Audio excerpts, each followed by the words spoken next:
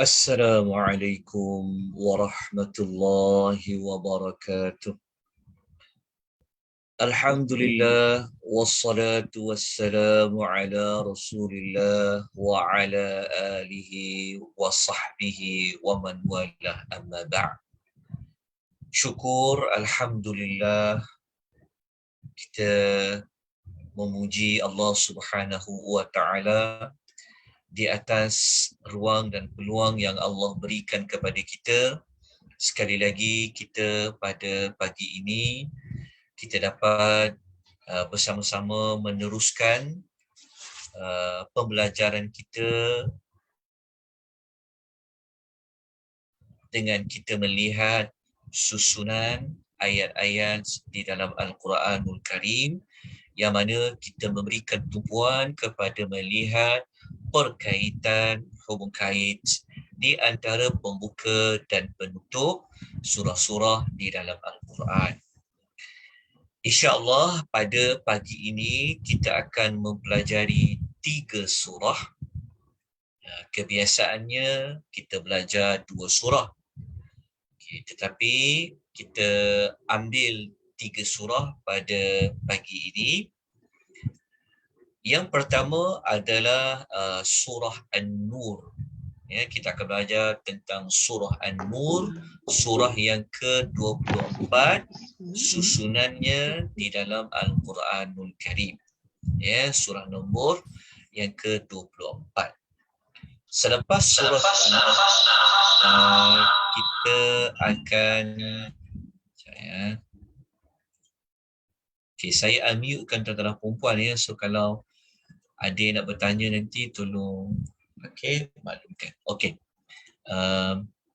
Selepas surah An-Nur, insya-Allah kita akan mempelajari tentang suratul Furqan, dan selepas surah Al-Furqan kita akan mempelajari surah Asy-Syu'ara.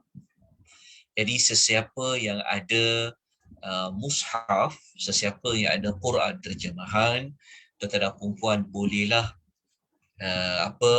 membuka surah An-Nur bermula muka surat 350.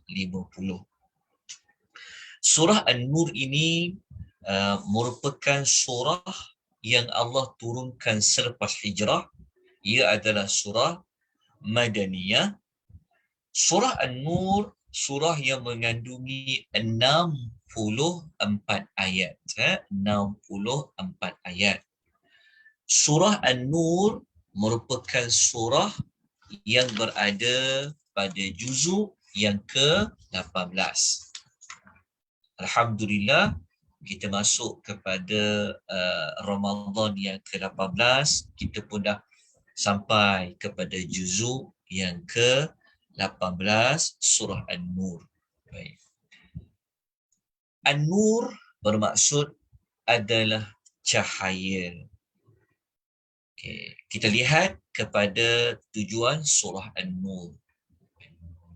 Surah An-Nur ini, kalau mengikut Dr. Ali Hassan Arfan, beliau mencadangkan bahawa tujuan surah An-Nur ini adalah Allah nak memberikan kita bimbingan. Allah nak membimbing kita.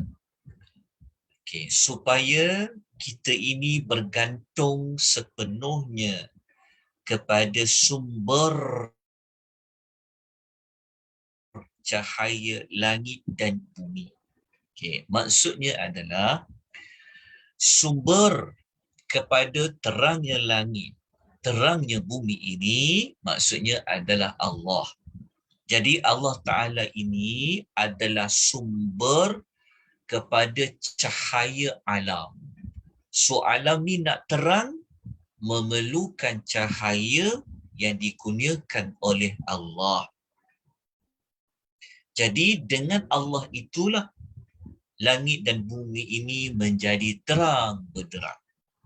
Okay, untuk mengetahui maklumat lanjut, maka kita kena mengingati kembali, merujuk kembali kepada modul membicarakan tentang nama bagi surah An-Nur. Pada umat Islam, kita orang Islam, cahaya yang kita bergantung kepada Allah ini bukan sekadar cahaya matahari, bukan sekadar cahaya alam ini, tetapi adalah cahaya pada iman kita. Cahaya dalam kehidupan kita. Kita nak bergerak, berjalan hidup di atas jalan yang lurus, maka kita memerlukan cahaya supaya kita tidak tersesat mengikuti jalan yang tidak lurus. Jadi kita memerlukan cahaya Allah Subhanahu wa ta'ala. Maka cahaya Allah Subhanahu wa ta'ala utamanya adalah merujuk kepada wahyu, merujuk kepada petunjuk dari Allah Subhanahu wa ta'ala. Itulah serba ringkas maklumat tentang kebergantungan umat Islam kepada cahaya Allah Subhanahu wa ta'ala. Dan kita tahu Al-Quran itu salah satu sifatnya adalah An-Nur, iaitu memberi cahaya dalam hidup kita. Ini pengulangan ataupun nak mengingati kembali bagi tujuan surah An-Nur. Okey, kita lihat kepada pembukaan surah An-Nur. Okay. Pembukaan surah An-Nur ini kita terus kepada ayat yang kedua. Ayat yang kedua surah An-Nur ini Allah menerangkan tentang hukuman yang dikenakan kepada mana-mana penzina lelaki dan penzina perempuan. Apa berkaitan dengan cahaya? Cahaya maksudnya Allah Ta'ala telah mendatangkan kepada kita beberapa peraturan. Allah bagi panduan. Lelaki dengan perempuan, hubungan yang mana yang Islam halalkan, hubungan yang mana yang Allah larang untuk lakukan. Dalam masa yang sama, Allah memberikan cahaya petunjuk kepada orang yang beriman jika berlakunya pelanggaran segala ketetapan dan peraturan dari Allah, maka perlu buat apa?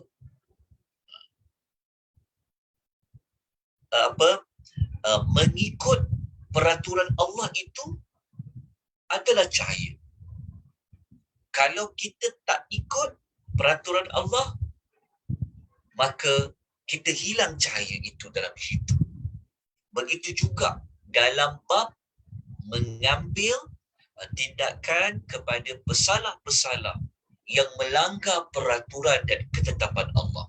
Kalau kita tak ikut pun, kita pun sebenarnya telah hilang cahaya dalam kehidupan kita. Seperti mana hukuman zina. Jadi kita lihat pada ayat yang kedua untuk lebih lanjut. Kalau kita baca pada ayat yang kedua, kita akan mendapati Allah menyebutkan tentang hukuman sebat sebanyak 100 kali yang perlu diberikan kepada mana-mana a'udzubillahi minasyaitonirrajim az-zaniyatu, kepada penzina perempuan, wazani, dan penzina lelaki. Penzina perempuan perlu diberi apa? Mi'ata jaldah, 100 kali sebat. Penzina lelaki pun perlu diberi kepadanya adalah mi'ata jaldah, 100 kali sebatan. Ayat yang kedua di dalam perempuan ya, okey, dia sebenarnya merujuk kepada lelaki yang belum lagi berkahwin. Begitu juga perempuan yang belum lagi berkahwin. Mereka ni perlu diberi sebatan sebanyak 100 kali sebatan. Ini adalah ketetapan Allah. Kalau kita tak ikut undang-undang ini, kalau kita tidak Tunggu sekejap nombor ni, saya jawab telefon sekejap.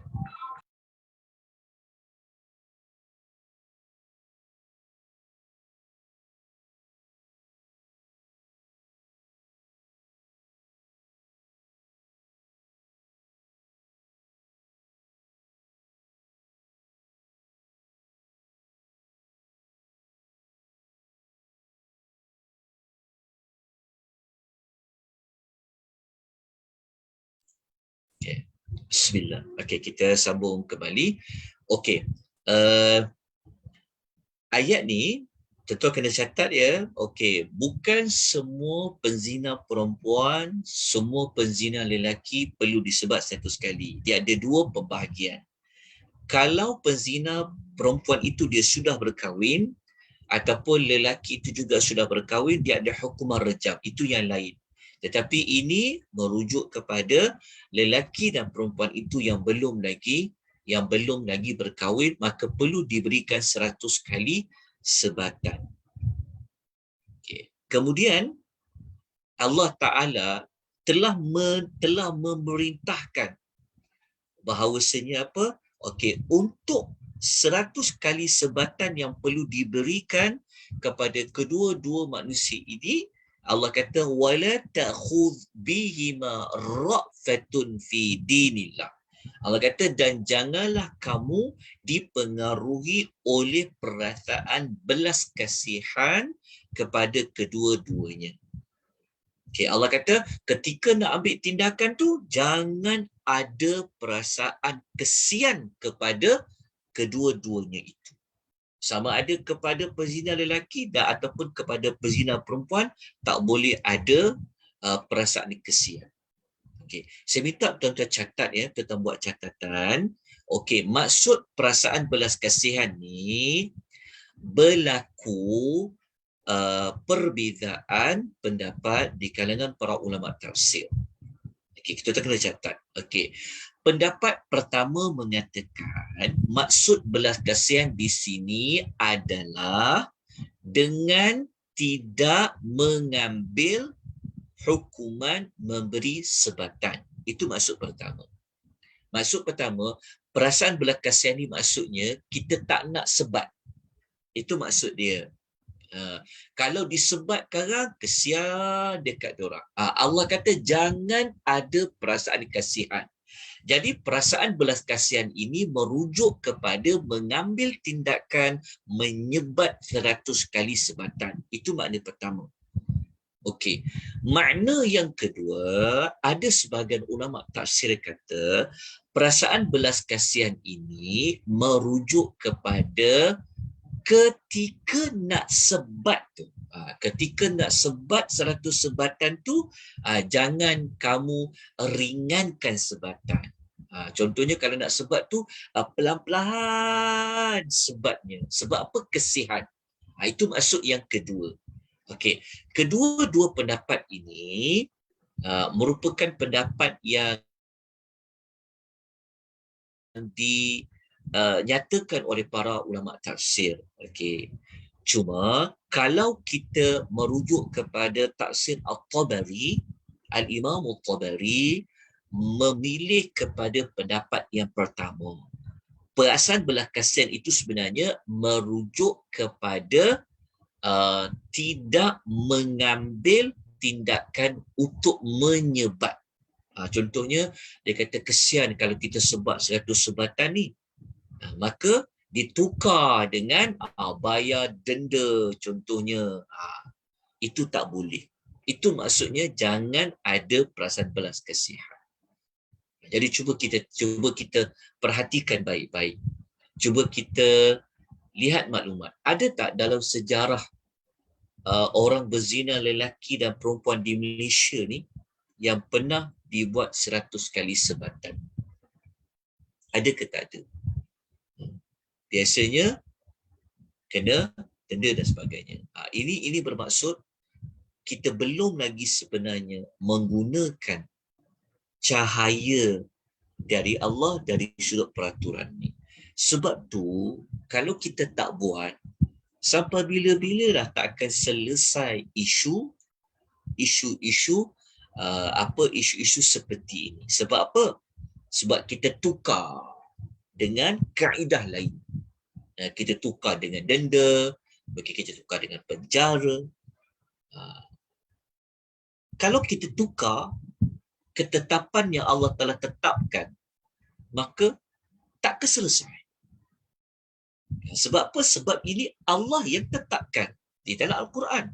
Maka sepatutnya kerajaan, mahkamah, kita dah 50 tahun lebih dah merdeka, dipimpin oleh orang Islam, majoriti, tetapi hukum-hukum jenayah seperti ini masih lagi belum boleh diambil. Sebab apa? Kenapa? Kita pun tak tahu. Maknanya ada lagi ayat Quran yang belum kita buat. Sebab itulah kita takkan dapat selesaikan isu-isu seperti ini. Sebab apa? Sebab kita tidak ikut cahaya melalui peraturan yang Allah telah tetapkan. Okey, kita bukan nak bincang panjang lebar tentang isu ini. Cuma kita nak melihat perkaitan pada pembukaan surah An-Nur tentang siapa yang langgar ketetapan Allah, maka dia akan dikenakan balasan di dunia dengan 100 kali sebatan. Itu sebenarnya isu yang kita nak bincangkan. Okay. Jadi kalau kita lihat kepada penghujungnya, kita tengok pada penghujung, kita lihat pada ayat nombor 63. Ini dua ayat yang terakhir sebelum ayat yang terakhir surah An-Nur. Maka Allah menyebutkan tentang ancaman bagi siapa-siapa yang dia langgar perintah Allah dan perintah Rasulnya. Okey, kalau kita langgar perintah Rasul, secara automatik kita akan langgar perintah Allah. Jadi kalau kita tak ikut perintah Rasul, maka kita ini berada di dalam keadaan bila-bila sahaja Allah boleh turunkan azab kepada kita. Apa berkaitan dengan pembuka? Kejap lagi kita akan buat perkaitan dia. Kita tengok dulu kepada ayat 63. Kita baca dulu ayat dia. Jadi kalau kita baca ayatnya, Allah Ta'ala berfirman, A'udhu billahi minasyaitanir rajim, فَلْيَحْذَرِ الَّذِينَ يُخَالِفُونَ عَنْ أَمْرِهِ. Allah mengata, maka hendaklah mereka yang mengingkari, menyelisihi perintahnya. Okey, perintahnya dekat sini, perintahnya di sini, tuan-tuan kena merujuk keseluruhan ayat. Okey, ayat 63 ni dia ada depannya lagi. Okey, tetapi saya tak bawa depan dia. Saya bawa terus kepada ayat ini. So kalau tuan baca keseluruhan ayat nombor 63 dekat dalam surah An-Nur, okey, Allah menyebut tentang Rasul sallallahu alaihi wasallam. Jadi kita kena tengok ayat depan dia. Jadi, mengingkari perintahnya di sini adalah merujuk kepada Nabi sallallahu alaihi wasallam. Jadi Allah Taala pesan. Allah kata, okey, siapa-siapa yang menyelisihi, mengingkari perintah Rasul ni, dia kena ingat, dia kena berjaga-jaga, kata Allah. Kena hati-hati, kena berjaga-jaga. Kenapa? An tusibahum fitnatun, agar mereka tidak ditimpa. Di sini diterjemah fitnah. Kita tulis sini bencana kan. Kita kena tulis dekat dalam nota. Fitnah di sini kalau mengikut Al-Imam Al-Tabari adalah merujuk kepada kufur, kekafiran.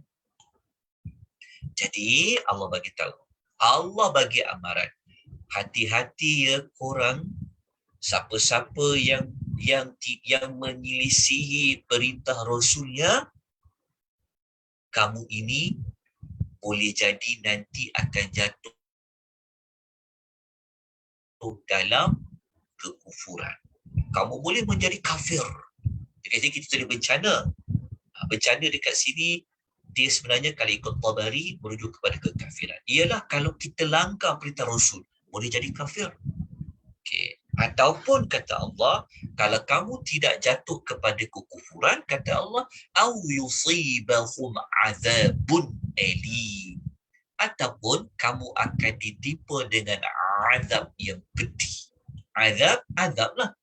Alim maknanya yang pedih. Okay. Jadi kalau kita baca ayat ni, tuan-tuan, jelas menunjukkan amaran dari Allah ada dua. Boleh jatuh kepada kekafiran ataupun kena azab yang pedih. Okey, azab yang pedih tu kalau boleh tambah sikit dekat dalam nota tu. Sebab terjemahan kita ni dia, kalau kita baca terjemahan saja mungkin kita tak faham dekat sini. Okey, kejap. Azab yang pedih ni kalau ikut Al-Imam Al-Tabari merujuk kepada azab di dunia. Di akhirat tak ada nafikan lah, tetapi di dunia ni. Maksud dia siapa-siapa yang tidak ikut perintah Rasul, Allah kata dia boleh ditimpa azab. Tak perlu tunggu di akhirat, di dunia lagi mereka akan ditimpa dengan azab yang pedih. Itu maksud dia. Okay. Dah jelas ayat 63. Okey, apa berkaitan dengan ayat pembuka tentang hukuman sebab tadi? Okay. Perkaitan dia adalah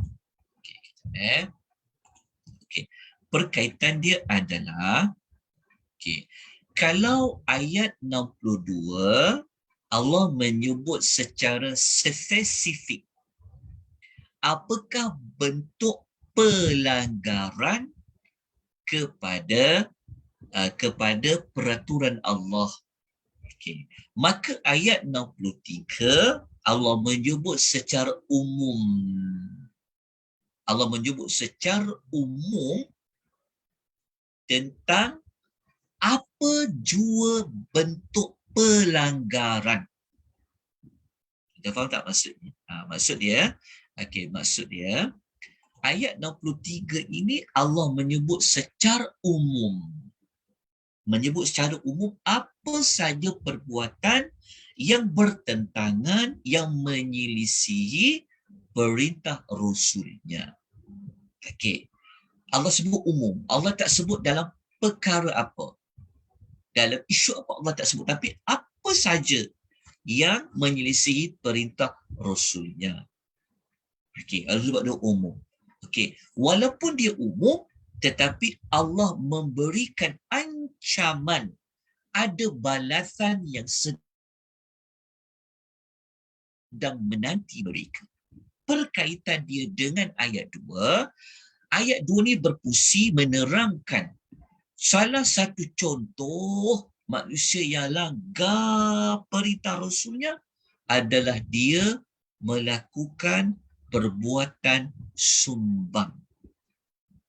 Dia tidak dia telah melanggar peraturan dari sudut hubungan di antara lelaki dan perempuan yang dilarang untuk dilanggar. Okay, kita nampak perkaitan dia. Perkaitan dia, pembuka tu menyebut contoh yang spesifik. Kalau penutup ayat 3 disebut secara umum. Okey.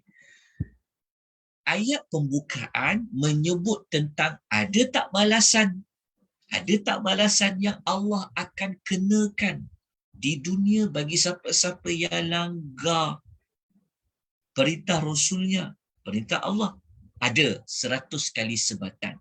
Okey, kalau dekat penutupan, Allah menyebut tentang dia punya balasan yang sedang menanti apa? Boleh jatuh kepada kafir ataupun mendapat azab yang pedih. Jadi itulah perkaitan antara pembukaan dengan penutupan. Ini bermaksud bukan pada isu zina saja. Tapi lepas tu dekat penutup ni kata apa saja yang menyelisihi perintah Rasulnya. Jadi ayat ni dia lengkap. Dia lengkap. Orang ingat, mungkin ada orang ingat, kalau bukan berzina, dosa lain tak apa kot. Maka taklah seberat ini. Apabila dia baca dekat penutup, tak. Apa sahaja yang bertentangan dengan perintah Rasulnya, maka ia akan diancam dengan azab. Jadi itu sudut yang pertama. Okey, kita lihat kepada sudut yang kedua bagi pembukaan surah An-Nur ini. Kita kembali kepada masih lagi tentang zina, tapi ini tentang hukum tuduhan zina. Okey. Kalau kita belajar susunan ayat, kenapa mula-mula Allah sebut tentang orang yang berzina, kemudian baru datang isu tentang menuduh orang berzina? Mana lebih berat? Berzina atau menuduh orang yang suci, yang bersih, menuduh dia berzina? Jadi kalau kita nak tahu mana lebih berat, antaranya kita tengok susunan ayat. Tuduhan zina ini dia tidak seberat orang yang berzina. Lepas tu disusun dulu orang yang berzina. Lepas tu baru datang tuduhan zina. Okay. Jadi kita tengok kenapa dengan tuduhan zina ni. Okay. Kita tengok ayat yang keempat. Okay. Tuduhan zina di sini adalah menuduh perempuan, mana-mana perempuan yang dia tidak melakukan perbuatan tersebut, maka orang melemparkan tuduhan mengatakan dia berzina. Kita tengok pada ayat dia, Allah Subhanahu wa taala berfirman, walladzina yarmunal muhsanati, dan orang yang melemparkan tuduhan zina kepada siapa? Kepada perempuan yang terpelihara kehormatannya. Perempuan tu dia tak berzina, dia bersih diri dia. Tapi ada orang menuduh dia berzina. Okay, Allah mengatakan apa kepada orang yang menuduh? Allah kata, okay, kalau dia tak bawa 4 orang saksi, 4 saksi, kata Allah, fajliduhum 80 jaldah, maka orang itu kena sebat 80 kali sebatan. Kalau dia tak boleh bawa 4 orang saksi yang nampak perempuan itu memang berzina, maka dia kena sebat 80 kali sebatan. Bukan senang tuan-tuan nak menuduh orang ni berzina. Tak boleh. Sebab tu kita dekat Malaysia kadang-kadang netizen, kadang-kadang kita tuduh orang yang ditangkap basah tu berzina. Tuan-tuan kena sebat tau 80 kali. Kadang-kadang kan kita dengar berita kan, baca, tengok surat khabar, didapati okey, si fulan dengan si fulana ini ditangkap basah. Adakah dia ditangkap basah oleh penguat kuasa dia berzina? Kita nak jawab apa? Adakah kita boleh mengatakan orang yang ditangkap basah itu dia berzina? Berdua-duaan tu salah. Tapi adakah mereka berdua itu pasti dia berzina? Tak boleh. Jangan tuan-tuan. Kalau kita kata, kita buat penilaian, okey, orang ditangkap basah ni dia berzina. Tidak semestinya. Kalau kita tak boleh bawa 4 saksi yang tengok mereka berzina, maka kita kena sebat dengan 80 kali sebatan. Jangan tuan-tuan. Sebab itu hati-hati dalam bercakap. Hati-hati dalam membuat penilaian. Kita ni cepat sangat nak hukum. Kan? Suka nak membuat kecaman. Jadi hati-hati. Okay. Kemudian Allah mengatakan orang yang tuduh tadi tu, kalau dia tak boleh bawa 4 orang saksi setelah dia sebab 40 kali sebatan, Allah kata jangan terima dia sebagai saksi buat selama-lamanya. Mereka itulah orang-orang yang fasik. Okey, tuan-tuan dan puan-puan. Ayat ni sebagai pembukaan. Okey. Apa berkaitan dia dengan penutupan? Okey, isunya dekat sini. Okey, kita bukan nak bincang pasal hukum, tapi kita nak bincang kat sini. Kenapa Allah minta 4 saksi? Untuk apa? Lepas tu, apa kaitan dengan melemparkan tuduhan? Ini dipanggil dosa al-qadhfu. Dia tuduh. Maknanya kalau dia berani tuduh, maknanya dia tahu. Betul tak? Tapi tak boleh dia seorang saja yang tahu yang perempuan itu berzina. Dia kena bawa 4 orang saksi yang menyaksikan, yang nampak perempuan itu berzina. Maknanya ayat ni sebenarnya nak menyebut tentang sebelum nak buat kenyataan, maka perlu ada bukti dia. Jelas tahu nampak. Okay. Jadi kita dah jelas dekat sini. Apa berkaitan dengan penutupan? Okay, kita lihat di sini. Allah minta saksi. Okay, kita lihat kepada penutup dia. Kita ambil ayat akhir sekali. Kita ambil ayat akhir ke? Ayat nombor 64. Ya, ayat yang terakhir dalam surah An-Nur. Kita tengok. Ayat terakhir dalam surah An-Nur, Allah menyebut tentang Allah Ta'ala ni dia tahu manusia buat apa. Okay, kita tengok dulu ayat ni, nanti kita buat hubung kait dia. Ayat 4 dengan ayat 64. Kita baca dekat sini.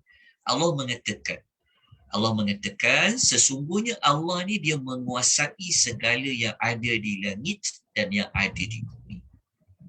Lepas tu Allah mengatakan qad ya'lamu ma antum alaihi. Allah mengatakan sesungguhnya Allah ni dia mengetahui apa yang kamu alami. Allah mengetahui apa yang kamu alami. Apa yang kamu alami ni merujuk kepada apa yang kamu dah buat. Apa yang kamu belum buat.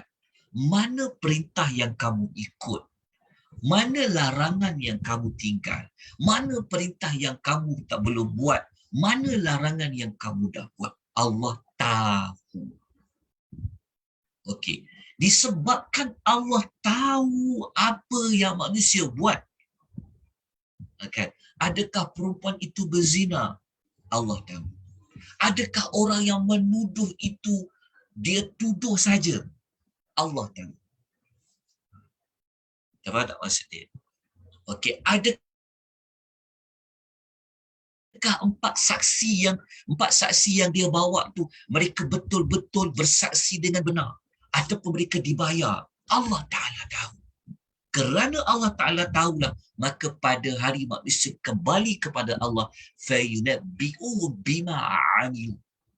Allah Ta'ala akan menerangkan kepada mereka segala yang telah mereka lakukan. Ini ayat penutup.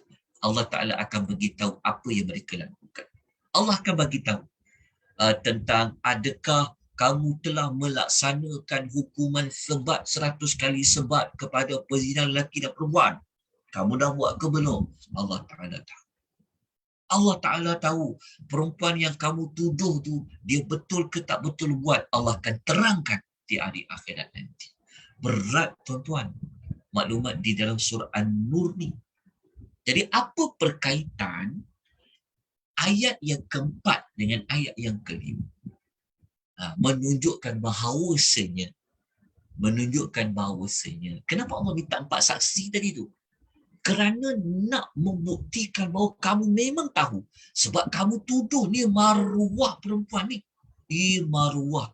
Kalau dia jatuh sekali, tercala sekali, sampai bila-bilalah nak hilang tu. Bukan senang tuan-tuan nak hilang. Tuduh tu senang, dia tuduh. Kan? Masyarakat kita pula jenis yang suka tak sabar dalam menanti sesuatu maklumat. Orang tuduh je semua terima tuduhan sampai bila-bila. So, dekat sini Allah Ta'ala nak mengatakan bahawasanya Allah Ta'ala ni nak, kalau kita kaitkan tadi, kenapa Allah minta 4 saksi? Kerana saksi ni untuk menunjukkan kamu itu tahu. Betul apa yang kamu cakap. Kenapa? Kalau kamu tak betul, Allah Ta'ala akan hisap kamu nanti di hari akhirat. Kalau kamu betul pun Allah Ta'ala akan hisap kamu di hari akhirat. Itulah berkaitan dia antara pembuka dan penutupan. Okey, itu dah jelas tentang ayat ini. Okey, jadi kita tengok kepada maklumat yang berikutnya. Kita terus pergi kepada surah Al-Furqan. Surah Al-Furqan, kita lihat dalam nota ada kita nyatakan, surah Al-Furqan ni merupakan surah yang masih lagi berada pada juzuk yang ke-18, dan surah Al-Furqan juga mewakili juzuk yang ke-19. Apa tujuan surah Al-Furqan? Surah Al-Furqan ni tuan-tuan dan puan-puan, dia adalah surah, sebelum saya masuk kepada tujuan, izinkan saya terangkan. Surah Al-Furqan, surah yang ada 77 ayat. Surah Al-Furqan, surah yang turun semasa Nabi SAW masih lagi berada di Makkatul Mukarramah. Maknanya surah Al-Furqan adalah surah Makkiyah. Apa tujuan surah Al-Furqan ini Allah turunkan? Surah Al-Furqan, Al-Furqan itu sendiri pun sudah memberikan kita makna Al-Furqan. Surah Al-Furqan adalah surah yang menjelaskan bahawa Al-Quran adalah pembeza antara perkara yang benar dengan perkara yang batil. Al-Quran merupakan Al-Furqan yang akan menjelaskan kepada kita manakah yang benar, mana yang salah, mana yang dosa, mana yang pahala, mana yang Allah redha, mana yang Allah murka. Itulah Al-Quran. Yang salah satu nama Al-Quran itu adalah Al-Furqan. Jadi kita lihat pembuka dan penutupan suratul Al-Furqan. Kita lihat pada sudut yang pertama pembukaan suratul Furqan, kita terus pergi kepada ayat yang kedua. Jadi kalau kita baca pada ayat yang kedua, Allah menyebut bahawasanya Allah yang menurunkan Al-Quran, yang menurunkan Al-Furqan ini, dia adalah penguasa langit yang 7 dan penguasa bumi yang 7 pada ayat yang kedua. Jadi maksudnya kalau kita baca mula-mula lagi, kalau ayat pertama Allah cerita tentang Allah menurunkan Al-Furqan. Jadi yang menurunkan Al-Furqan, Al-Quran itu sifatnya macam mana? Apa kriteria Allah itu? Maka Allah menerangkan yang menurunkan Al-Furqan itulah yang mempunyai kekuasaan, yang menguasai langit dan juga bumi. Dan kita baca pada ayat yang kedua, Alladhi lahu mulkus samawati wal ardi Tuhan yang menguasai kerajaan, pemerintahan, langit dan bumi. Allah kenalkan diri dialah yang menguasai langit dan bumi. Allah pemilik, Allah menguasai. Kerajaan di bumi ini kerajaan Allah. Kerajaan di langit itu adalah kerajaan Allah. Allah yang perintah, Allah yang takbir, Allah yang tetapkan. Langit ini nak jadi apa? Allah tetapkan. Bumi ni nak jadi apa? Allah yang tetapkan. Sebab apa? Sebab kedua-dua tempat ini dia di bawah kerajaan Allah Subhanahu wa ta'ala. Setelah kita tahu maklumat pada pembuka seperti itu, maka kita lihat kepada penutupan dia. Jadi kalau kita lihat kepada penutupan, lepas tu nanti kita akan kaitkan dengan tujuan surah Al-Furqan. Okey, kalau kita pergi dekat ayat yang ke-61. Okey. Ayat 61 ni ayat 61 ni ayat yang Allah Ta'ala, ayat 61 ni mungkin tuan-tuan nampak macam jauh juga dengan penutup kan, tapi dah boleh dijadikan sebagai penutup sebenarnya, sebab surah Al-Furqan kan ada 77 ayat. Jadi ayat 61 ni pun sebenarnya sudah boleh dikatakan kepada penghujung bagi surah Al-Furqan. Kalau kita buka pada ayat yang ke-61, kita akan dapati Allah Ta'ala menerangkan kembali apa yang telah Allah terangkan tentang dirinya pada ayat yang kedua tadi. Kalau ayat yang kedua tadi, Allah itu adalah penguasa langit dan bumi, tapi ayat 2 Allah tak terangkan macam mana dia kuasai langit dan bumi ni, dia buat apa dekat langit. Allah tak cerita. Tetapi ketika kita baca ayat sampailah ayat yang ke-61, ayat 61 ni dia dah masuk juzuk yang ke-19 dah. Kalau kita baca ayat 2 tadi, masih juzuk 18 lagi. Tapi apabila kita masuk kepada juzuk yang ke-19, kita masuk kepada ayat 61 suratul Furqan, Allah menerangkan kembali dengan menerangkan dengan lebih terperinci apa contoh yang Allah dah buat pada langit yang dia kuasai. Nanti kita akan kaitkan kenapa dengan Al-Furqan tu, tujuan suratul Furqan dengan cerita langit tu. Sebab sekarang ni kita isu tentang Allah tu menguasai langit dan bumi, betul tak? Penutup pun benda yang sama.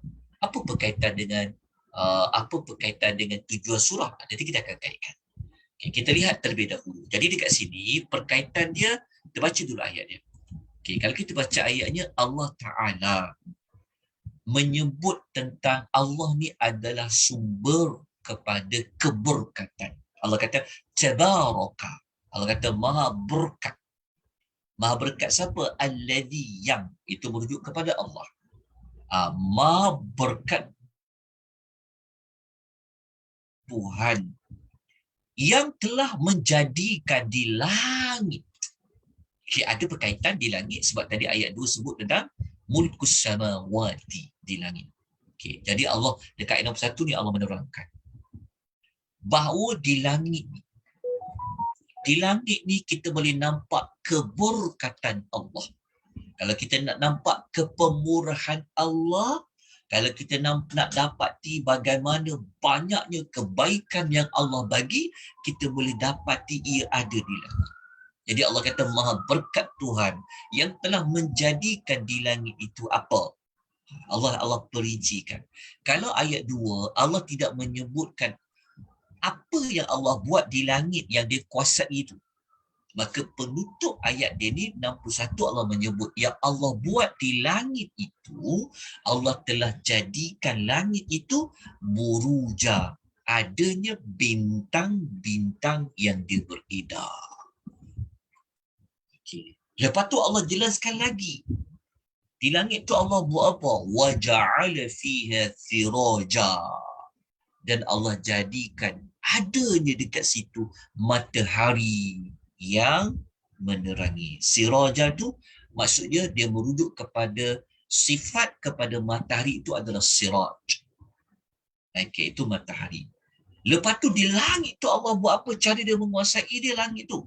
Wa qamara. Allah jadikan di langit tu adanya bulan.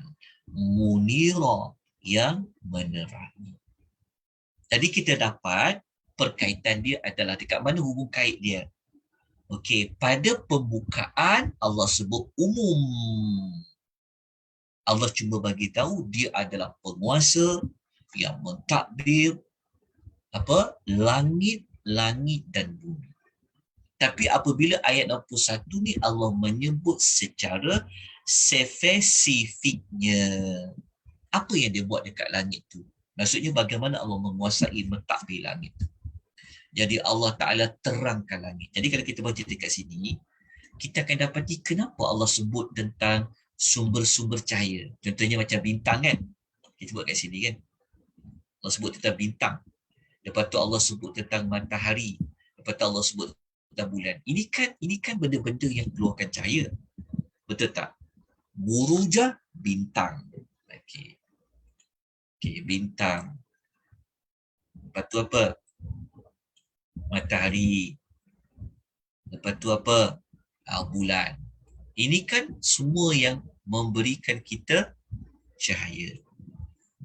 Okey, apa kaitan dengan Al-Quran yang disebut Al-Furqan?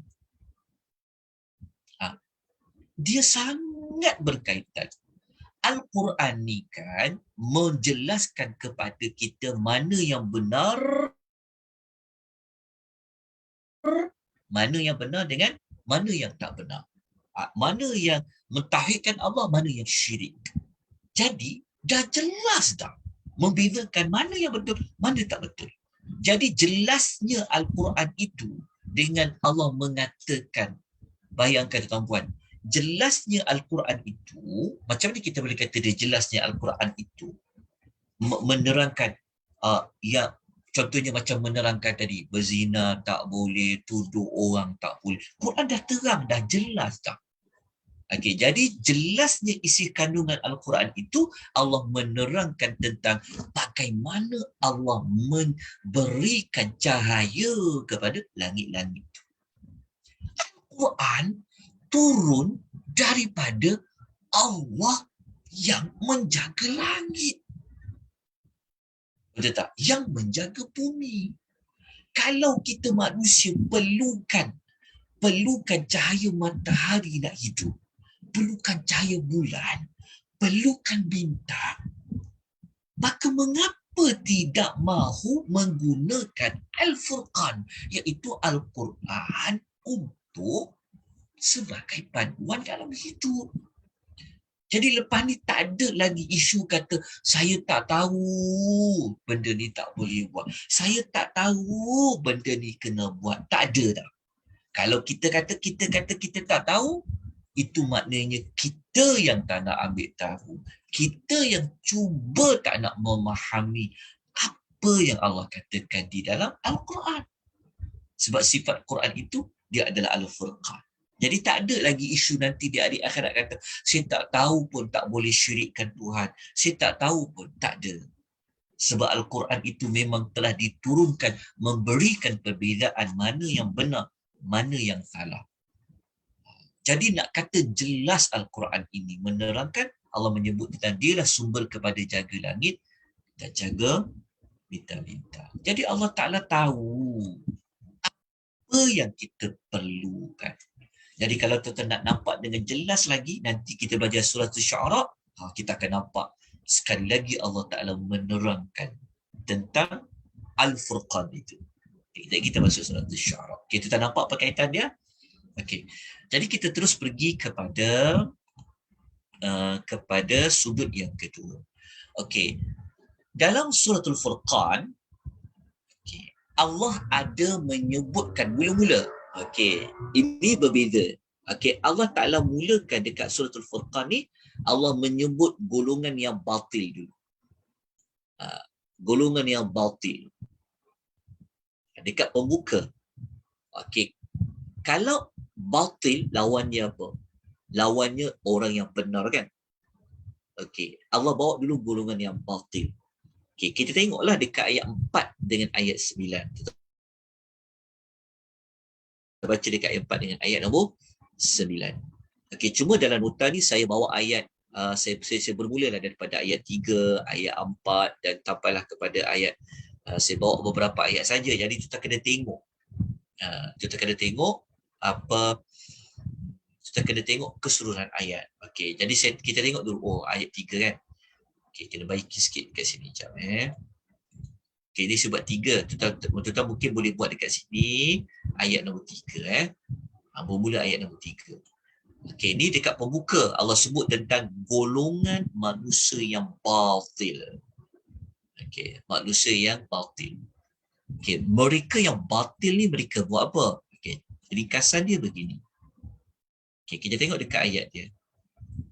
Okey, kalau kita tengok dekat ayat 3, Allah menyebut tentang kelompok yang batil ni dia buat apa? Okey, iaitu orang yang mengambil sesuatu yang selain daripada Allah sebagai Tuhan-Tuhan. Okey, ini golongan batil yang pertama. Okey, ciri mereka pertama, mereka mensyirikkan Allah. Okey, lepas tu golongan batil ni lagi, siapa dia? Orang yang mereka menuduh, mereka mengkeji tentang Al-Quran. Kalau tadi mereka buat kesyirikan, dekat sini mereka mengatakan Quran ini hanyalah satu perkara yang direka-reka oleh Muhammad dan dibantu oleh orang lain untuk buat Al-Quran. Ini juga adalah orang yang batil. Orang yang batil, orang yang berada dalam keadaan yang dia menuduh isi kandungan Al-Quran itu. Okey. Jadi kalau kita baca satu lagi ayat, kita mendapati mereka ni juga bukan sekadar kata Quran ini Muhammad yang reka. Mereka juga kata Quran ini Muhammad ada tim dia yang buat Al-Quran ni. Mereka juga mengatakan pada ayat 5 Quran ini adalah asatirul awwalin. Asatirul awwalin maksudnya adalah cerita dongeng orang terdahulu. Ini adalah golongan yang batil. Okey. Sebab tu kalau mereka betul-betul tadabbur ayat Quran ni, mereka amati, mereka akan dapati ini bukan cerita dongeng. Ini bukan Muhammad yang reka. Okay. Ketika kita baca dekat penutup, Allah Ta'ala menyebut lawan kepada golongan yang batil. Ini dipanggil kaedah apa? Ni pembuka dan penutup di sini, dia menggunakan kaedah lawan dia. Kalau ada golongan yang batil, maka akan ada golongan yang benar. Maka dekat penutup Allah menyebut golongan yang benar. Kita nampak tak cantik Allah susun? Kalau dekat mula-mula ayat 3, contoh sampailah ayat nombor 6, Allah sebut golongan yang jahat, yang batil. Tapi dekat penutup Allah kemukakan golongan yang benar. Okay, golongan yang benar ni, nama lain dia, Allah sebut spesifik, mereka ini adalah ibadur rahman. Hamba yang sebenar-benar menjadi hamba kepada Allah Ar-Rahman. Okey, tuan-tuan boleh baca bermula daripada ayat 63 sampai 76.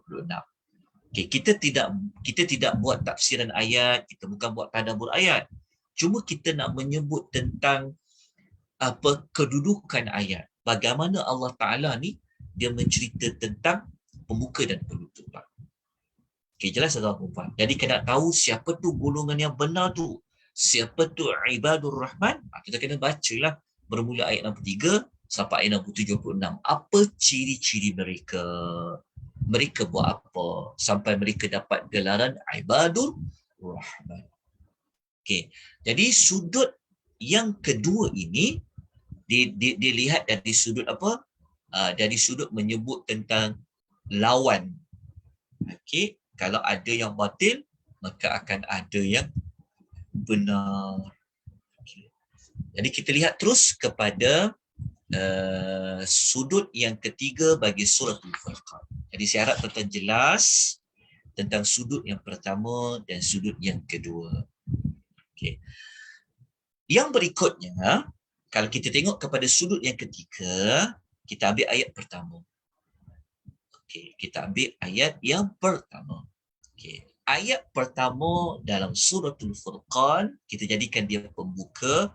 Allah menyebutkan bahawa Al-Quran yang Allah jadikan ini disampaikan oleh Nabi SAW ini adalah untuk memberikan peringatan. Tujuannya untuk apa? Dijadikan sebagai peringatan. Okay, pembuka surah. Jadi kita tengok. Kalau kita tahu tadi kan, kita tahu bahawa surah Al-Furqan tujuannya menjelaskan mana yang benar, mana yang batil. Okey. Maka metode untuk menerangkan mana yang benar dengan yang batil, Allah menggunakan kaedah memberikan ancaman. Jadi kita lihat kepada ayat pertama, Allah mengatakan tabarakalladzi nazzala al-furqana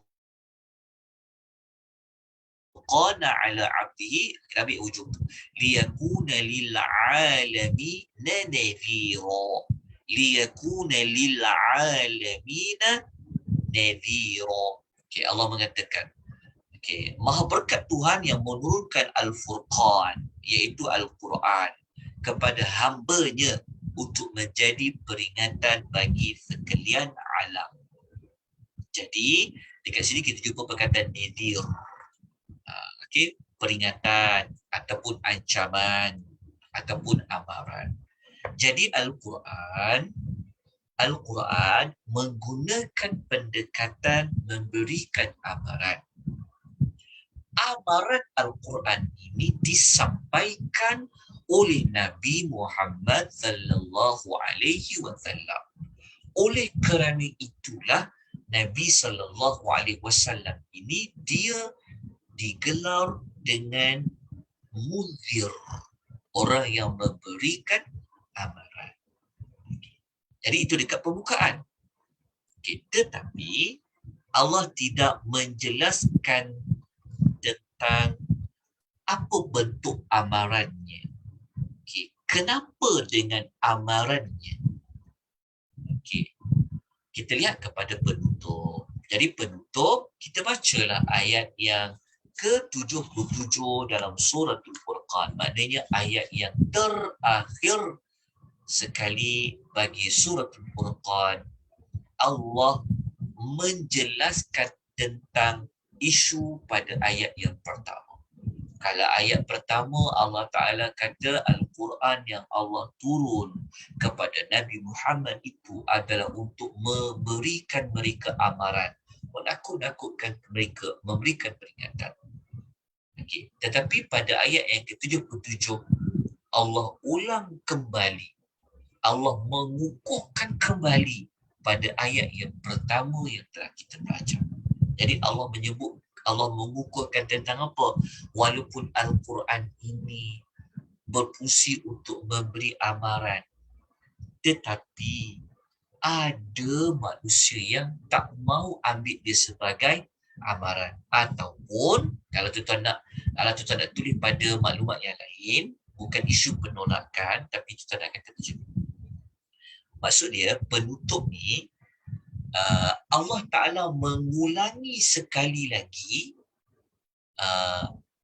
ataupun ayat 77 ni Allah menyebutkan tentang contoh macam mana Nabi memberikan amaran. Contohnya kalau ayat 1 tadi Allah kata Quran ini dia sebagai nadhir. Allah Ta'ala kata Nabi Muhammad ini bertugas dia sebagai memberi amaran. Okay. Kalau kita nak melihat apa bentuk amaran yang Nabi dah bagi. Ya, contoh, apa bentuk peringatan yang telah diberikan? Maka kita boleh jumpa pada ayat yang ke-77 di antaranya. Jadi ayat 77 ni Allah mengulangi kembali tentang Nabi sallallahu alaihi wasallam yang telah dapat wahyu Al-Furqan. Kita tengok ayat 77 tu nak lebih jelas. Allah mengatakan Allah kata kul, katakan. Dekat sini pun kita dah tahu dah. Kalau sebut katakanlah pada ayat ni merujuk kepada Nabi sallallahu alaihi wasallam. Apa yang Nabi kena kata? Nabi kena kata kepada mereka, ma ya'ba'u bikum rabbi laula du'a'ukum. Allah Ta'ala kata, cakap kepada mereka Muhammad. Nak cakap apa? Nak sampaikan apa? Rabbku, maksudnya Tuhanku tidak akan menghargai kamu. Okey, menghargai di sini kalau boleh tuan tulis lagi. Kita tulis buat apa penambahan dia. Okey, menghargai dekat sini, ya ba'u bikum dekat sini maksudnya adalah Allah Ta'ala tidak akan memperindahkan. Allah Ta'ala tak peduli pun kamu. Maksudnya Allah Ta'ala tak memerlukan pun kamu. Allah Ta'ala tak pandang pun kamu. Jadi Nabi beri amaran. Nabi berikan peringatan. Nabi kata kepada siapa-siapa, ingat tak tadi ayat 4, ayat 3, 4 dan 5 contoh kan, orang yang tolak Quran kata Quran ini apa, orang kata Quran ini adalah rekaan, Quran ini cerita-cerita dongeng. Kalau kita baca ayat 3 tadi kan, ada orang mengambil menyembah Tuhan-Tuhan lain kan.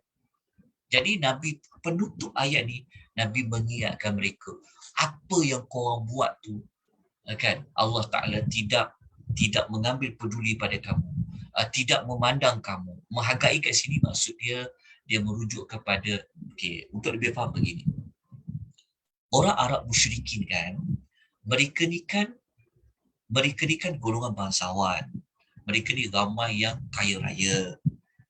Kita tahu kan Nabi ni kan orang miskin, orang ikut Nabi kan ramai orang miskin. Lepas tu mereka kan suka merendah-rendahkan Nabi Muhammad. Betul tak? Mereka kan suka lekeh-lekehkan Nabi Muhammad. Jadi menghargai dekat sini, dia membawa maksud Nabi nak kata, Allah Ta'ala ni sebenarnya bukan nak muliakan kamu pun. Bukan Allah Ta'ala ni nak menghargai kamu tu, maksudnya nak kata Allah Ta'ala ni bukan mengambil, bukanlah menjadikan kamu ni golongan yang mulia. Sebab orang Arab ingat mereka lah mulia. Jadi Allah kata, cakap pada mereka Muhammad, Rabb aku tidak akan menghargai kamu. Maksudnya Allah Ta'ala takkan muliakan mereka. Walaupun mereka dakwa mereka bagus, tapi sebenarnya tak. Kalau bukan doa ibadat kamu kepadanya. Maksudnya Nabi mengatakan bahawa kalau kamu nak mulia, kalau kamu nak Allah pandang kamu, Allah angkat darjat kamu, kamu kena berdoa hanya kepada Allah. Kamu meminta hanya kepada Allah. Bukan kamu pergi berdoa, meminta kebaikan, rezeki, perlindungan kepada patung-patung dan sembahan lain. Kalau kamu buat macam tu, Allah Ta'ala tak pandang pun kamu ni bagus. Walaupun kamu anggap kamu bagus, tapi Allah tak pandang pun kamu. Tetapi kalau kamu nak Allah pandang kamu, Allah angkat kamu, Allah mulia kamu, maka ianya hanya dapat dilakukan dengan doa ibadat kamu kepadanya. Okay, kita dah pernah jelaskan tentang ayat ini. Okey, lepas tu Allah menerangkan lagi, cakap juga kepada mereka wahai Muhammad bahawa mereka ni sebenarnya telah mendustakannya. Dalam mendustakannya tidak mengambil peduli semua-semua yang Al-Quran telah jelaskan mana yang benar, mana yang salah. Lepas tu dekat hujung tu Allah mengatakan, ingatkan kepada mereka Muhammad, bagi amalan kepada mereka Muhammad. Nanti tahulah korang, fasaufa yakunu lizama. Lepas tu kita baca kat terjemahan tu, Nabi memberikan amaran. Nanti kelak pasti akan menimpa kamu. Merujuk kepada apa? Merujuk kepada azab. Itu kan bentuk amaran. Kan? Membentuk amaran. Jadi apa berkaitan dengan ayat pertama? Maka pembuka pada ayat yang pertama, Suratul Furqan menjelaskan tentang Al-Quran yang diturunkan, Nabi diutuskan adalah untuk memberikan peringatan dan amaran. Maka penutup surah Al-Furqan, Allah menjelaskan lagi bentuk amaran yang telah disampaikan oleh Nabi sallallahu alaihi wasallam. Habislah pada ayat nombor 77. Okey, jadi kita pergi kepada surah Asy-Syu'ara. Okey. Boleh tuan-tuan, kita teruskan lagi satu surah yang pendek je. Surah Asy-Syu'ara ni pendek saja, sebab itu saya bawa dia untuk dibincangkan pada 3 surah. Okey, boleh lagi ke tuan-tuan dan perempuan atau kita berhenti dekat sini? Kita boleh sambung insya-Allah besok. Surah Asy-Syu'ara. Dah makin hujung Ramadan ni, maka makin kuat lagi kena belajar ya. Okey, kena banyak lagi. Okey, kita masuk surah Asy-Syu'ara.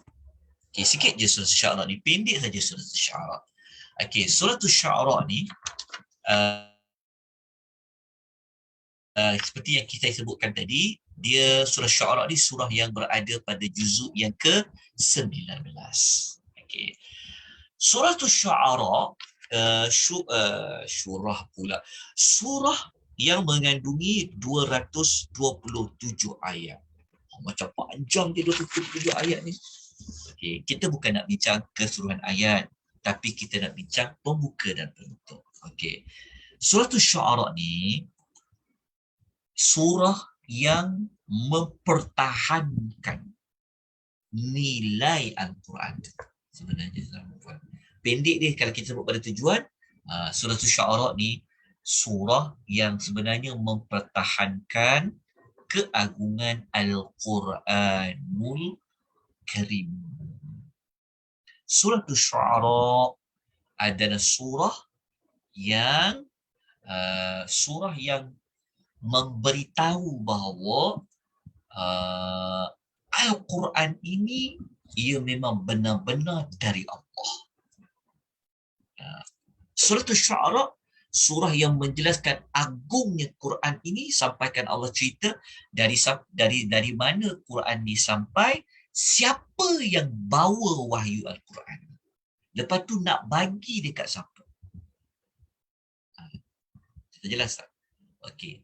Jadi surah Asy-Syu'ara ni kita sebut, kalau mudah faham, kita sebut tiga perkara.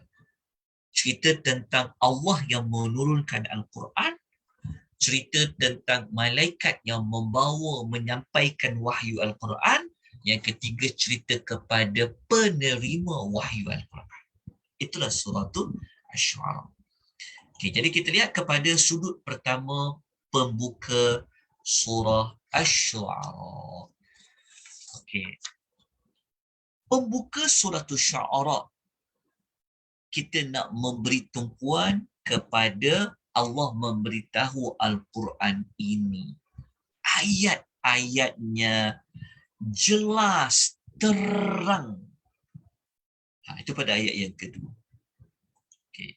Tilka ayatul kitabil mubin. Allah kata, Al-Quran ini ayat-ayatnya jelas. Tak ada kona-kona ada ayat Quran ni. Tak ada ayat Quran ni ayat yang macam hukumnya sama-sama, tidak ada. Kan? Kalau Al-Quran kata perzina nak buat apa? Sebab dia, contoh dia, betul tak Allah kata? Al-Quran jelas, Al-Quran terang, menerangkan tentang yang benar, mana yang batil. Okay. Itulah Al-Quran itu bersifat mubin, yang jelas. Okay. Itu pada pembukaan. Apabila kita baca pada penutup, okay, kita tengok ayat yang ke-192 sampai 195. Lepas tu kita tengok ayat nombor 210 dengan 211. Okey. Apa hubung kait dengan penutup ni? Okey, kalau pembuka kata Quran ini ayat-ayatnya jelas. Ayatnya mubin, jelas, terang. Okay, faham tak ayat tu? Okey. Jadi nak mengukuhkan tentang Al-Quran ini ayat-ayatnya jelas, terang. Okey, maka dikukuhkan maklumat itu dengan menerangkan pada penutupan Al-Quran itu kenapa dia jelas, kenapa dia mubin. Okey, maka kalau orang tanya, kenapa hebat sangat Quran ni? Dia mubin. Maka penutupan mengatakan, lah, sebab Quran itu tengoklah turun dari siapa. Sebab tu pada penutupan, Allah menerangkan Al-Quran itu, ia turun daripada Rabb sekalian alam. Oh, patutlah waktu baca ayat yang kedua, Allah kata Quran ni mubin. Quran ni jelas. Rupa-rupanya Al-Quran ini turunnya daripada Rabb sekalian alam. Memanglah turun daripada Allah. Tapi saya membuat dialog seperti ini nak menerangkan bahawa nak tengok kenapa penutup dia ada maklumat seperti ini. Jadi penutupan pada ayat 192 sampai 195 ni, Allah nak mengukuhkan kembali macam mana ayat-ayat Quran ini boleh menjadi mubin. Kerana tengoklah siapa yang menurunkannya. Jadi kita baca pada ayat dia, Allah kata, wa innahu latanzilu rabbil alamin. Sesungguhnya Al-Quran itu benar-benar diturunkan oleh Allah. Oh, Allah yang menurunkan Al-Quran. Patut Al-Quran itu mubin. Lepas tu pula Al-Quran ini yang membawa wahyu itu turun kepada Nabi Muhammad adalah Ar-Ruh Al-Amin. Dibawa turun oleh Malaikat Jibril yang amanah. Hebatnya wahyu Quran ni. Allah yang mengaturkan alam ni, yang membawa turun, kemudian dibawa turun melalui Malaikat Jibril yang amanah. Lepas tu nak kukuhkan lagi Quran ini mubin. Okey, maka Allah menjelaskan pada penutup surah Asy-Syu'ara ini, Allah Ta'ala mengatakan syaitan tak boleh sentuh pun Al-Quran. Syaitan tak boleh dengar wahyu Al-Quran itu. Syaitan tidak sama sekali layak untuk membawa Al-Quran. Yang layak menyentuh Al-Quran, yang membawa wahyu Al-Quran, yang mendengar wahyu Quran adalah Jibril, bukan syaitan. Kita baca ayat dia. Allah mengatakan Al-Quran itu tidak sesekali dibawa turun oleh para syaitan. Sebab semua orang Arab faham, kalau watak jahat, orang kata syaitan. Dia pun tahu jahatnya syaitan. Kalau mereka kata baik, mereka kata malaikat. Jadi Allah Ta'ala nak menjelaskan pada pembukaan yang Allah Ta'ala ayat Quran ini mubin, jelas, hebat ayat Quran ni. Kan? Maka Allah jelaskan tadi dekat penutup, ia dibawa turun, diturunkan daripada Rabbul Alamin, sekalian alam. Lepas tu pula yang bawa wahyu tu turun, disampaikan pula kepada Nabi Muhammad melalui Jibril yang amanah. Dan Al-Quran itu sama sekali tak akan dibawa turun oleh para syaitan. Bahkan kata Allah, syaitan itu tak layak nak membawa turun Al-Quran. Bahkan syaitan ni tak akan dapat melakukan seperti mana yang dilakukan oleh Jibril alaihi salatu wassalam. Okey. Jelas dekat penutupan, maka maksudnya dekat sudut pasal tu ni adalah kita nak mempelajari tentang memberikan tumpuan kepada Al-Quranul Kemudian kita tengok kepada sudut yang kedua. Sudut yang kedua, walaupun Al-Quran ini mubin, kita belajar tadi kan sudut satu, Quran ini mubin, ayat-ayatnya jelas. Tetapi, kalau kita baca dekat ayat 4 dan ayat 6, masih ada lagi manusia yang tak nak ikut, tak nak ambil peduli, tak nak dengar, tak nak cuba baca. Sedangkan penutup tadi dah kata dah, malaikat yang bawa, yang menciptakan manusia itulah yang bawa turun, bukan syaitan. Tapi ada juga golongan yang berpaling. Jadi kena bacalah ayat 4 dengan ayat 6. Allah Ta'ala menerangkan tentang golongan yang Allah kata tidak datang kepada mereka peringatan yang baru dari Allah yang maha penyayang, melainkan mereka akan tetap berpaling mengingkarinya. Ya kan? Setiap wahyu yang Allah turunkan, Jibril sampaikan,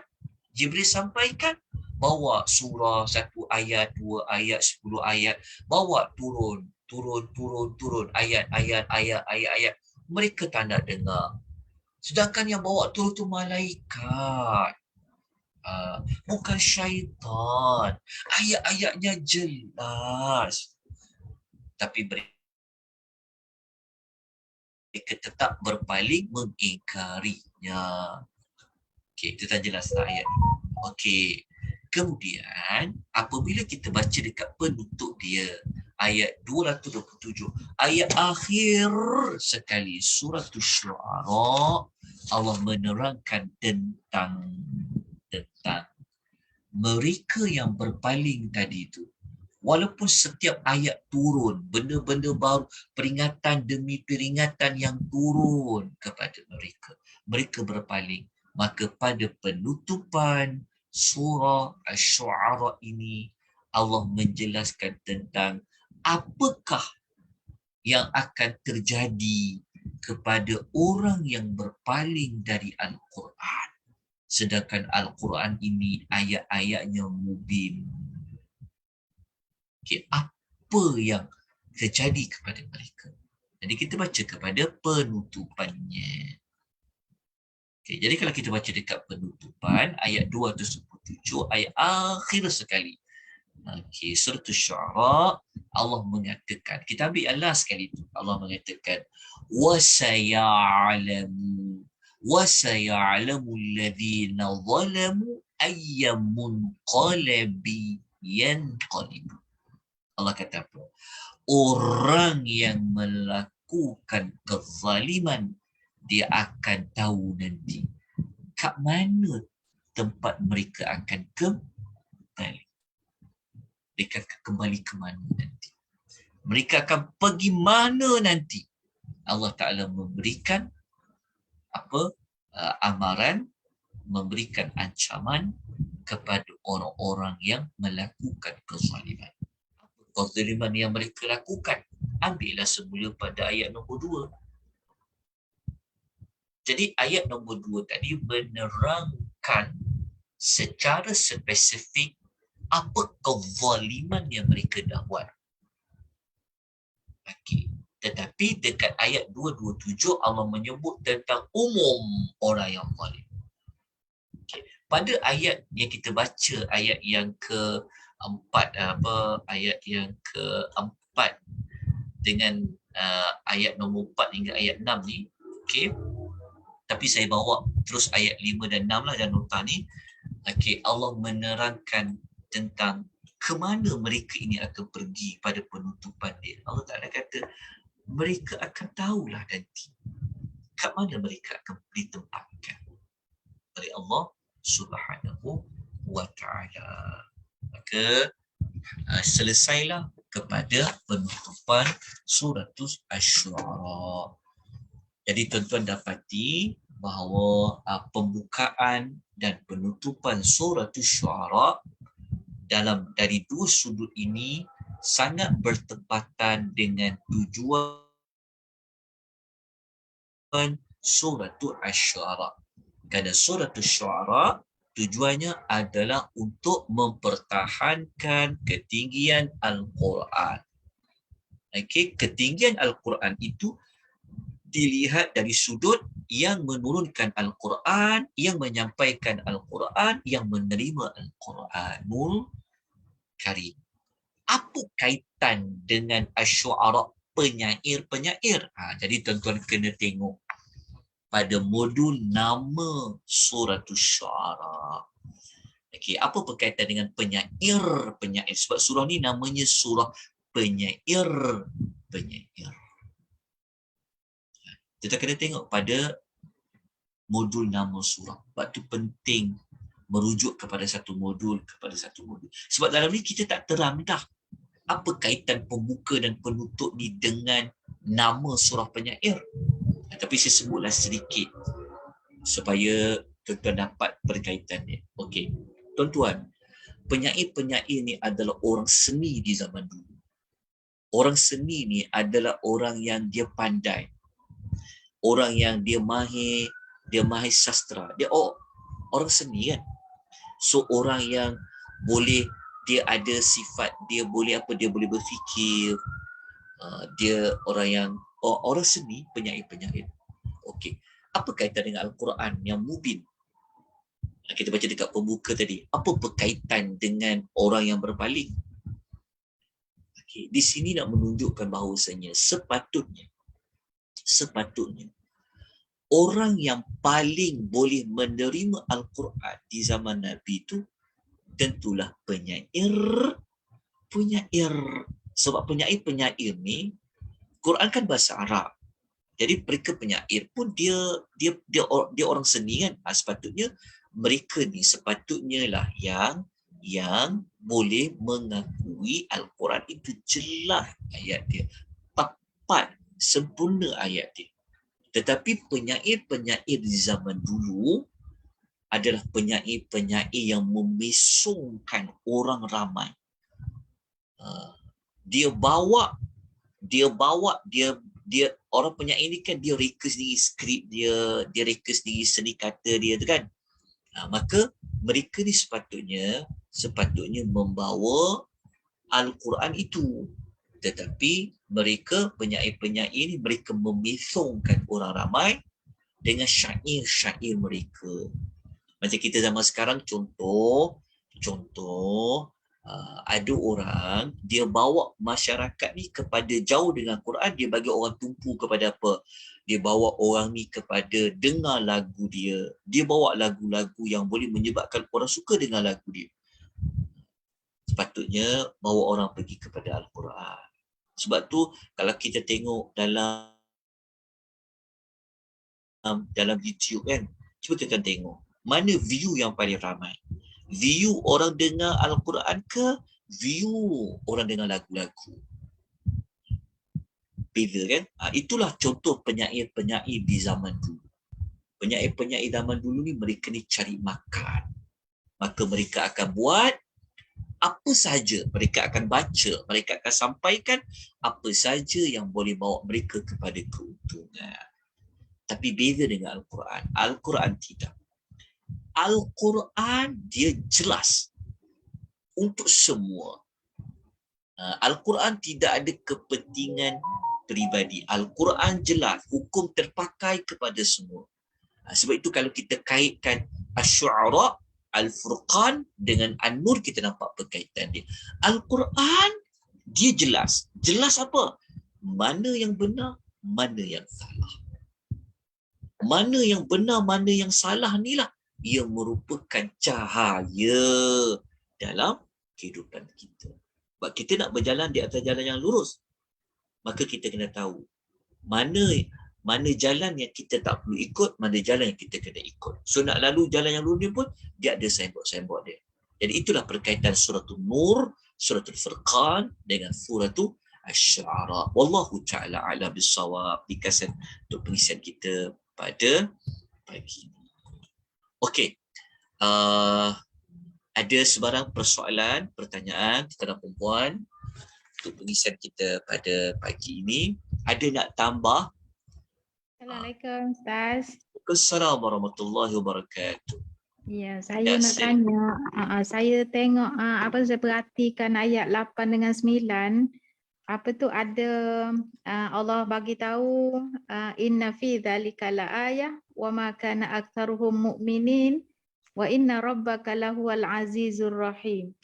Ayat 89 tu saya perhatikan ada 8 kali pengulangan di setiap hujung kisah-kisah Nabi, Nabi Musa, Nabi Ibrahim, Nabi Nuh, Nabi Saleh, Nabi Syuaib. Di setiap hujung-hujung kisah Nabi tu Allah ulang apa tu ayat yang sama tu Ustaz. Ada hikmah di sebalik penyebutan tu ke yang Ustaz baca? Yang mana? Yang ayat? Contohnya 8 ayat 9. 8 dengan 9. 8 dengan 9. Okey, lepas tu Allah sebut kisah Nabi Musa. Lepas tu kisah Nabi Musa pun penutup dia pun sama juga. Ayat 67, 68. Okey, 67 dengan 68. Okey, inna fi zalika laayatin wa ma kana aktsaruhum mu'minin. Okey, lagi? Lagi di hujung kisah Nabi Ibrahim ayat 103, 104. Okey, 103 dengan 104. Di hujung kisah Nabi Nuh Okey. 121, 122. Okey. Kejap ya.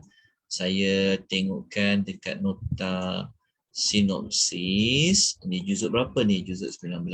Okey. 19. Jadi maklumat tu dia bergantung kepada tujuan surah Asy-Syu'ara. Sekejap ya.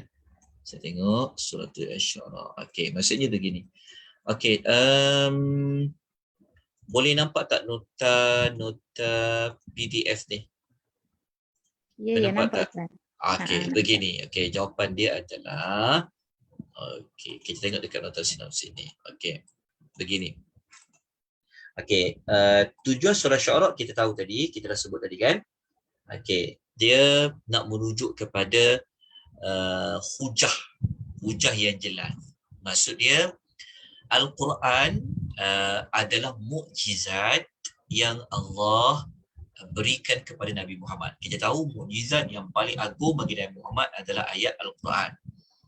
Okey, Nabi Musa pun ada mukjizat dia. Nabi Ibrahim pun ada mukjizat dia. Contoh. Okey, jadi ini dari sudut tujuan kan. Okey, hujah yang jelas. Okey, jadi kalau kita baca dekat ciri-ciri khusus surah Asy-Syu'ara ni, surah yang paling banyak menggunakan kalimah mubin. Okey, surah yang paling banyak menggunakan kalimah mubin. Sebab tu tadi mubin. Okey, mubin. Okey. Mubin jelas. Kita tengok contoh ayat dia.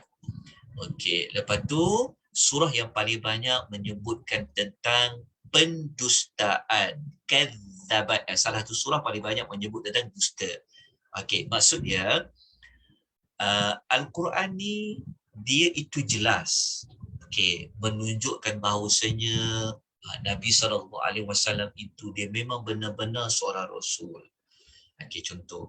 Tetapi dalam masa yang sama masih ada lagi orang-orang Arab musyrikin yang dia mendustakan Nabi SAW. Okey. Jadi kita tengok contoh dia. Okey.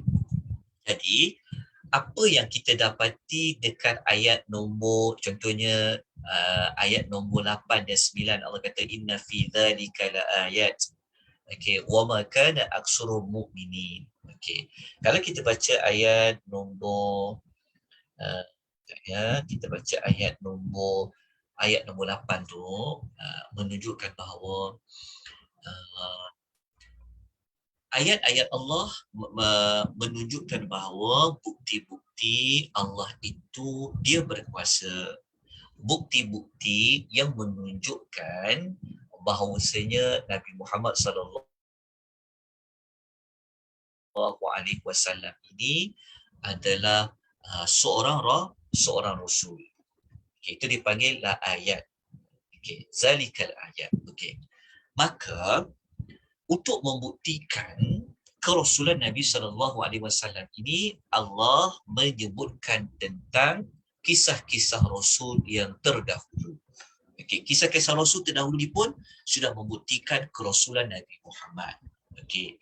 Kemudian dalam kisah para rasul ini mereka telah mengemukakan bukti-bukti, okey, yang menunjukkan tentang keesaan Allah. Jadi wahyu-wahyu yang mereka bawa ini, yang dibawa oleh para nabi ini, seperti Nabi Musa dan sebagainya, mereka telah dusta. Jadi berkaitan dia sebenarnya, ayat-ayat tadi itu adalah ayat-ayat yang dia nak mengukuhkan kepada penerangan bahawa Al-Quran ini adalah mubin. Sebab Quran ini dia wahyu. Maka Nabi Musa pun dia pun dapat wahyu. Nabi Ibrahim pun dia dapat wahyu. Okey. Jadi cerita-cerita para nabi tadi pada ayat-ayat tadi tu sebenarnya nak mengukuhkan kepada mubin tadi tu. Nak mengukuhkan kepada Al-Quran itu mubin. Jelas. Kenapa banyak sangat surah Syu'ara ni surah yang paling banyak guna mubin? Kerana berkaitan dia dengan penyair-penyair. Penyair-penyair ni ramai orang tertawan. Orang suka dengar penyair-penyair. Sepatutnya mereka orang Arab ni Sepatutnya orang Arab ni mereka dengarlah dengarlah ayat Quran tu. Sebab Al-Quran ni dia jelas. Dia tak seperti penyair. Penyair ni kan dia reka-reka ayat dia tidak seperti Al-Quran Al-Karim. Sebab itu ditekankan tentang mubin. Okey, kat situ dikaitkan pada zaman Nabi. Okey, sebenarnya apa yang berlaku kepada zaman Nabi ni, orang tak nak dengar Al-Quran, orang tak nak usaha tadabbur Al-Quran tadi tu, sebenarnya berlaku juga kepada zaman Nabi-Nabi sebelum ini. Seperti kisah Nabi Musa dan kisah Nabi yang lain. Jadi itulah perkaitan dengan pengulangan ayat nombor 8 tu bagi setiap kisah pada Nabi. Inna fi dzalika la ayat wa ma kana aktsaruhum mu'minin.